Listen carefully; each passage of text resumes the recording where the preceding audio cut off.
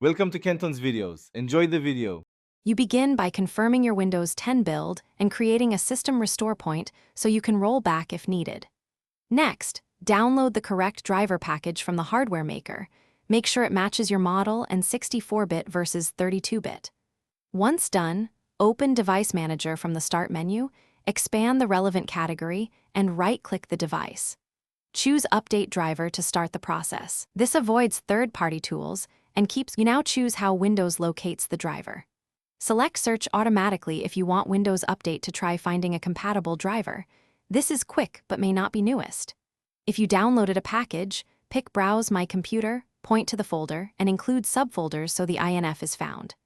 If a driver is corrupted, uninstall the device first, then scan for hardware changes. This forces a clean installation and clears old driver remnants.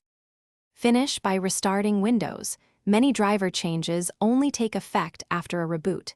Then Verify Device Manager shows the device without error icons and test the hardware.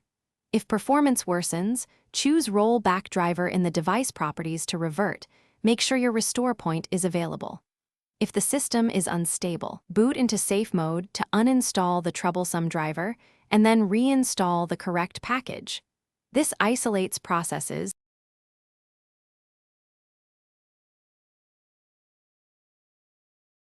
Thanks for watching. Consider subscribing if we helped you.